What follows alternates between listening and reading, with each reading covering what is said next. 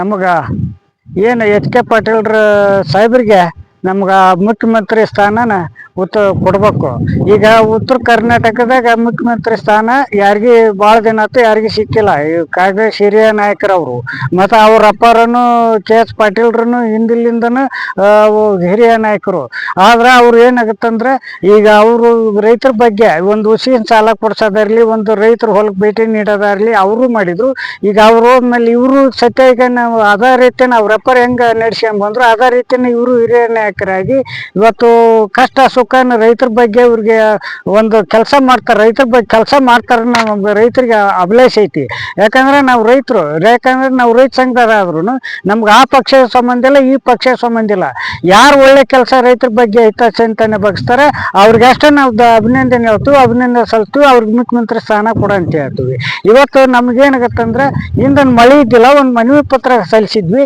ಮನವಿ ಪತ್ರ ಸಲ್ಲಿಸಿದ್ರೆ ಅವ್ರು ಒಂದು ಮೂಡ ಬಿತ್ತನೆ ಕಾರ್ಯ ಮಾಡಿದ್ರು. ಆ ಕಾರ್ಯಕ್ಕೆ ಅವ್ರು ಏನೈತಿ ಮಳೆ ಆಯ್ತು, ಆ ಮಳೆ ಅದೇ ಮಳೆಗೆ ಬಿತ್ತನೆ ಮಾಡ್ಕೊಂಡು ನಾವು ಒಂದು ತುತ್ತಾನ ಕಂಡಿವಿ ಅವ್ರಿಂದ. ಅದರ ಜೊತೆಯಲ್ಲಿ ಮೊನ್ನೆ ನಾವು ಏನು ಬೆಳೆ ಹಾಳಾಗಿದ್ವು, ಹೆಸರು ಬೆಳೆ ಹಾಳಾಗ್ಯವಂತ ಒಂದು ಮಾಧ್ಯಮಕ್ಕೆ ಆಗ್ರಹಿಸಿದ್ವಿ.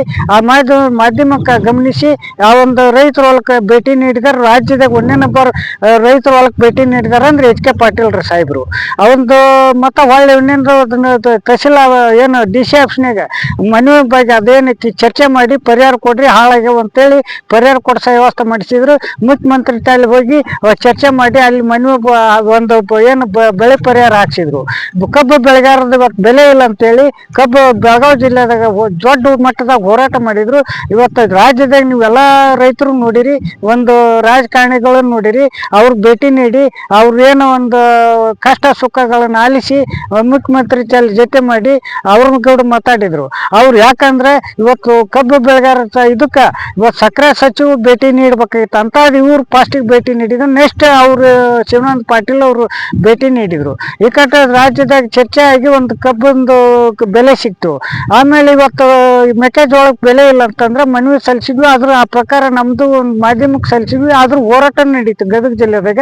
ಅದ್ರ ಪ್ರಕಾರ ಅವ್ರ ರೈತರನ್ನ ಭೇಟಿ ನೀಡಿ ಅವ್ರದ್ದು ಏನೈತಿ ನಮ್ಗೆ ಇಲ್ರಿ, ನಮ್ಮ ಮೆಕ್ಕೆಜೋಳದ ಬೆಲೆ ಇಲ್ಲ, ಈ ಕಡೆ ಕೇಂದ್ರ ಸರ್ಕಾರ 2400 ಏನು ಘೋಷಣೆ ಮಾಡೈತಲ್ಲ ಅದಕ್ಕೆ ನಮ್ಗೆ ಬೇಕಂದಾಗ ಅವ್ರದ್ದು ಒಂದು ಚರ್ಚೆ ಮಾಡಿ ರಾಜ್ಯ ಸರ್ಕಾರದಾಗ ಒಂದು ಮುಖ್ಯಮಂತ್ರಿ ಚರ್ಚೆ ಮಾಡಿ ಅದನ್ನು ಒಂದು ಬೆಲೆ ಘೋಷಣೆ ಮಾಡಿದರು.